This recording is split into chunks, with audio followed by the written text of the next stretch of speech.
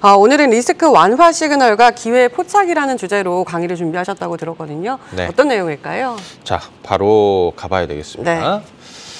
자, 이현상의 뻐꾸기 주식. 이번은 리스크 완화 시그널이 이제 어떤 쪽에서 우리는 시장에 대해서 긍정적인 시그널을 지난 9월부터 계속해서 드리고 있습니다. 자, 화면 보시게 되면 리스크 완화 시그널과 기회 포착. 그냥 편하게 한번 들어보세요. 네. 자, 이번 주에 이런 내용이 있었습니다. 버크셔 해스웨이 기술 투자에 나타난 변화, B2C 속에 등장한 B2B. 자, B2C, B2B, 기업과 고객, 기업과 기업대. 자, 미중 갈등 속에서 기술 우위를 위한 투자 분야가 될 수 있다. 기술 우위를 위한 투자. 이게 무슨 얘기냐면 버크셔 해스웨이가 이번 주에 TSMC의 대규모 투자 48억 달러를 투자한 소식이 있었습니다. B2B죠. 여러분들 잘 아시는 예를 들어서 애플이라든지 여기 뱅크 오브 아메리카는 B2C입니다. 자, 그런데 여기서 하나 봐야 되는 건 뭐냐면 미국은 그동안의 소비 우위의 국가였는데 지금 제조업을 자꾸 이렇게 좀 안으로 들어가고 있는 거예요. 그러니까 미국 내에서 미중 패권 전쟁, 무역 전쟁 이후에 이 패권 전쟁이 계속되면서 미국 내에서 이 제조업 가치를 재평가하기 시작했다는 겁니다. 그래서 지금 워렌 버핏도 TSMC에 이런 대규모 투자를 했다는 거잖아요. 그래서 우리가는 향후에 미국 내에서 이런 B2B 기업들, 그러면 저평가되어 있는 B2B 기업들, 그다음에 또 하나는 미국에 진출하고 있는 우리 기업들 중에서도 그런 기회가 될 가능성이 있다라는 거. 이번 주에 나온 얘기이기 때문에 여러분들 한번 말씀을 드려보는 거예요. 한번 미국 주식 투자하시는 분들이나 또 한국 주식도 마찬가지지만 관심 있게 한번 볼 내용이다 이렇게 말씀을 드리고요. 빅테크 기업으로 시작된 고용시장의 매서운 한파. 자, 이거는 계속해서 저희가 얘기하고 있습니다. 앞으로 고용이 좀 꺾일 거예요. 그래서 이번에 실업률도 3.7이 나오면서, 그죠? 고용이 사실은 좀 불안해져야 되는 것이죠. 그래서 시장이 좀 우호적인 거고, 실업률은 올라가야 되는 겁니다. 테크 기업부터 해서 이 고용이 계속해서 대규모 감원도 있고, 해고도 있고 한다고 말씀을 드렸는데요. 메타는 벌써 11,000명이고요. 아마존은 10,000명, 그 다음에 트위터 3,700명, 시게이트 3,000명, 스냅, 그 다음에 스프라이트, 리프트 펠로폰 해갖고 전반적으로 지금, 그리고 여기에 애플도 내년 하반기까지 연구직을 제외하면 신규 채용은 없다라고 이렇게 얘기도 있었지 않습니까? 그래서 이 얘기는 뭐냐면 고용시장이 앞으로 향후에 좀 나빠질 가능성이 있다라는 거를 의미하는 겁니다. 그죠? 자, 이거 한번 보겠습니다. 경기 침체에 대비하기 위한 KPMG 보고서 이렇게 돼 있는데요. 그러니까 예정된 침체를 준비한다라는 거예요. 미국 기업들이 글로벌 기업이라고 봐야겠죠. 향후 6개월 동안 75%는 그죠? 고용을 동결하겠다라고 하는 거고요. 80%는 직원을 줄여야 된다, 다운사이징 해야 된다라는 거를 고민하고 있다라는 겁니다. 그만큼 고용 시장이 앞으로 좋지 않아질 거라는 건데요. 여기서 재미난 게 있습니다.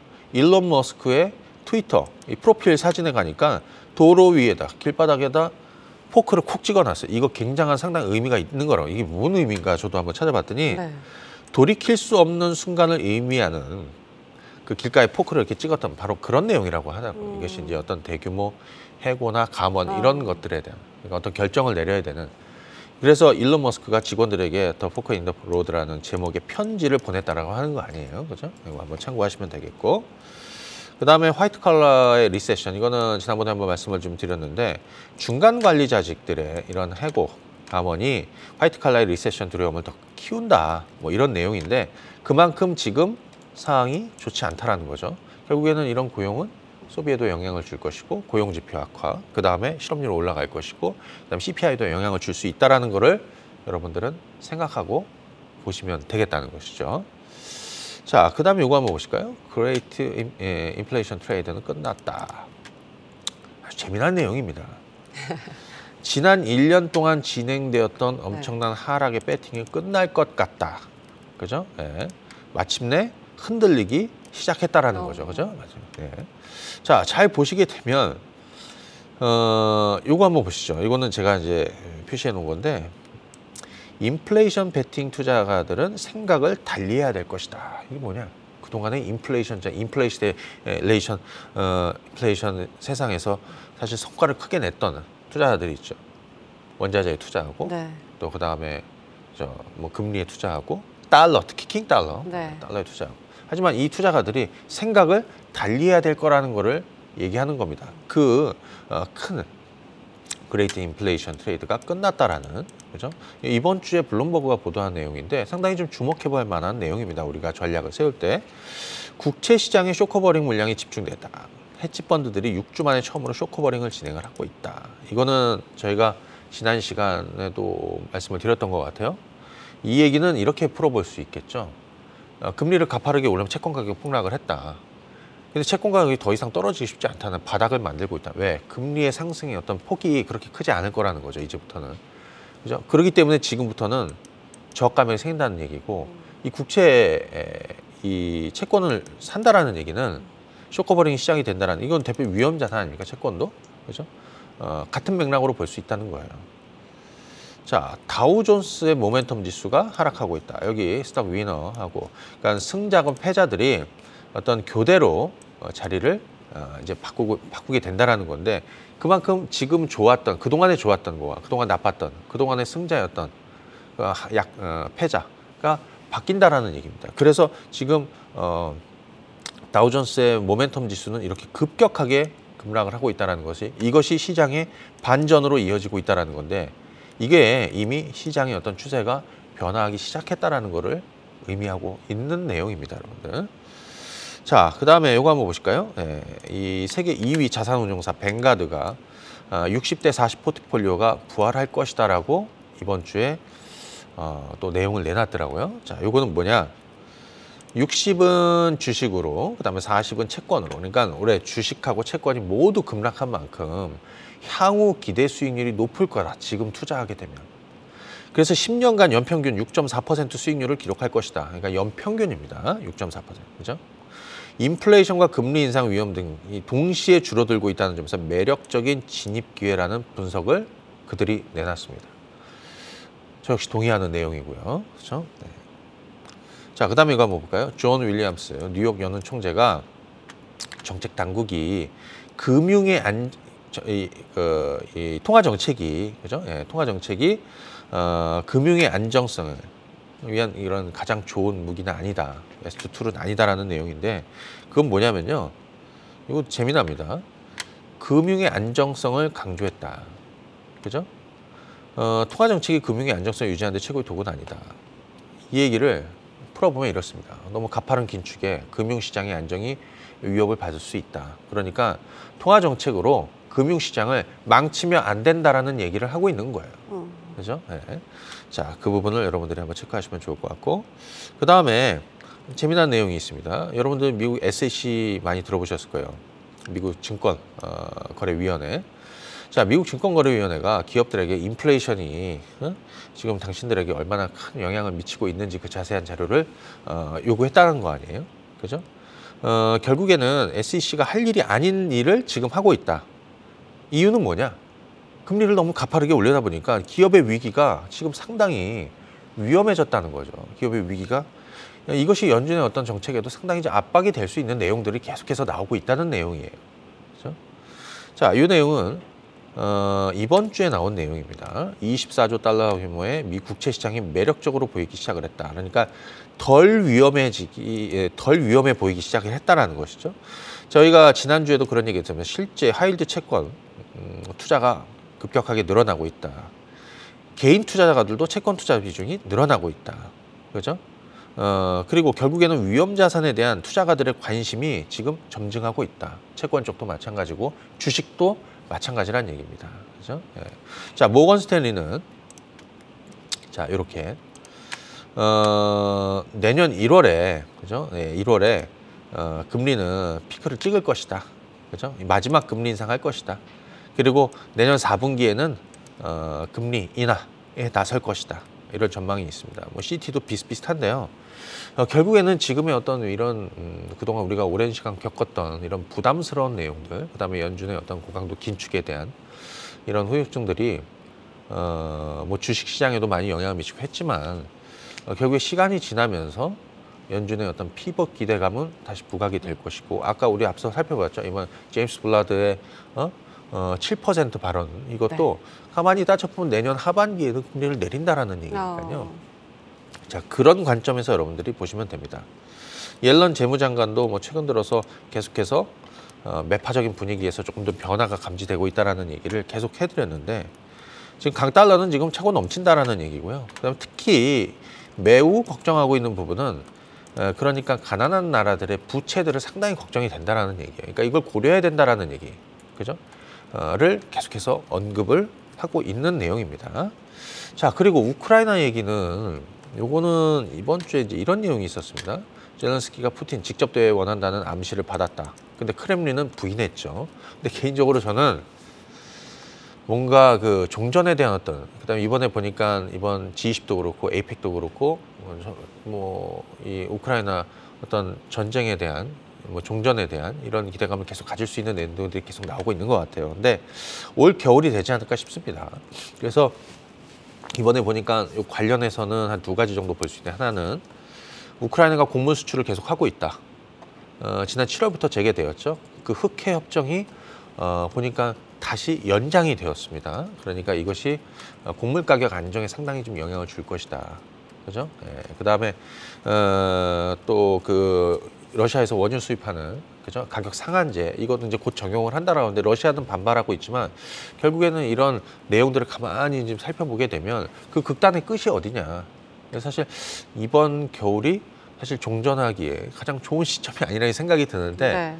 사실은 우크라이나 지역을 벗어난 지역으로 확전되지 않는 이상, 그 다음에 뭐 핵무기 사용하지 않는 이상, 개인적으로는 그동안에 이 전쟁의 어떤 특히 이제 인플레이션에 영향을 많이 줬었고, 그다음에 지정학적 리스크 있었지만 이 두 가지 모두 사실 시장에는 뼈랑 악재가 되지는 않고 있고, 네. 악재보다는 향후에 벌어질 어떤 기대감에 대한 이런 긍정적인 재료들을 우리가 잘 고민하고 있어야 된다라는 거를 말씀을 드립니다. 자, 계속해서 리스크는 완화되고 있고 그런 신호는 계속 발생되고 있다라는 거고요. 그 과정에서 이번 주 한 주간의 시장은 생각보다 덜 숨고르기를 보였다. 변동이 그렇게 크진 않았다, 이렇게 보고, 결국에는 이 지금 주가는 걱정과 근심 그리고 의심의 벼슬을 타고 계속 상승 시도를 하고 있다라는 걸 보시면 되겠습니다. 이게 첫 번째 드리는 얘기고요. 자, 두 번째는 지난 시간 하다 시간이 좀 모자라갖고 좀 못했었는데, 네. 역대급 바닥주를 잡는 비법. 2014년 다시 한번 돌아가 보도록 하겠습니다. 지난주에 제가 컴투스를 얘기하다가 NC소프트 사례를, NC소프트를 제가 2014년 국고초에서 다시 14만 원, 13만 원, 12만 원대를 계속해서 이 시간 통해서 바닥주로 설명을 드렸어요. 그리고 나서 그 주식이 그 이후로 한 100만 원 간 거예요. 자, 역대급 바닥을 잡아서 시간 투자를 통해서 큰 성과를 내려면 바로 이 내용이 중요하다고 생각합니다. 망하지 않을 회사가 가장 최악일 때 투자를 시작을 해서 가장 화려할 때까지 보유한다. 여러분들 가만히 생각해 보시죠. 이 얘기가 뭘 의미하는지. 이거는 뭐 제 책에서만 볼 수 있습니다. 제가 한 얘기니까. 네. 그래서 이 위기의 강도가 크면 클수록 기회의 강도, 크기도 컸다. 그죠? 이걸 잘 보시면 되겠고요. 자, 어떤 종목에 투자해야 되느냐, 이것도 굉장히 중요합니다. 근데 이제 사실 뭐 소형주의 시간 투자를 오래 하는 건 이건 어려운 거고요. 그죠? 그리고 지금 최악인 종목들, 그리고 최악을 지나고 있는 종목들이 장기 턴어라운드가 이제 향후에 최소 반년, 1년, 2년 앞으로 이렇게 긴 시간 이어진다라는 게 이제 사실은 먹을 복이거든요. 그래서 이런 것들을 여러분들 감안해서 보시면 되겠고, 자, 이 사례를 한번 소개해 드리겠습니다. 2014년 NC소프트 당시에 2011년도에 NC소프트 고점이 38만 원이었습니다. 이때 실적 굉장히 좋았고요. 기대감도 컸습니다. 이때는 게임주들 다 좋았어요. 38만 원 찍고 주가가 계속 흘러내렸습니다.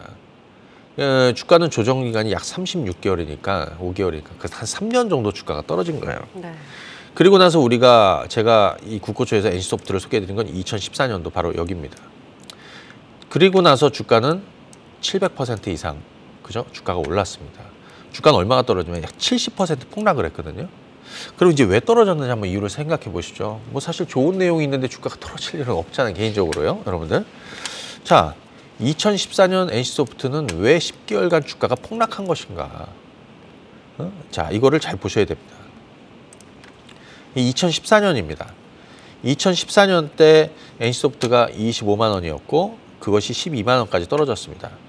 고점 대비해서 딱 반토막이 났습니다. 화면 보이시죠? 반토막이 났습니다. 그리고 10개월 동안 2014년 10개월 동안 떨어졌습니다.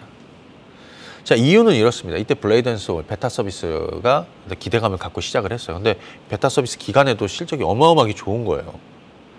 그래서 중국에서 야, 이건 대박 나겠다 이랬던 건데 실제로 정식 서비스 하고 나니까 중국 트래픽이 급격하게 줄어들어서 흥행에 실패한 거죠. 네. 그래서 원래는 연간 이익 전망치를 영업이익 한 3천억대 중후반 정도 거의 한 4천억 가까이 봤던 건데 실제로 보니까 2천억 중반, 2천억 초반 정도밖에 안 된 거예요. 그것 때문에 주가가 떨어진 겁니다. 그러니까 이 악재가 기회가 됐던 거고 마지막에는 넥슨이 여기서 10월인 것 같아요. 이때쯤에 넥슨이 NC소프트 지분을 추가로 매입을 합니다. 그러면서 바닥이 나온 건데 그때 제가 15만 원 깨져서 바닥입니다. 14만 원 깨졌더니 13만 원대 갔으면 바닥입니다.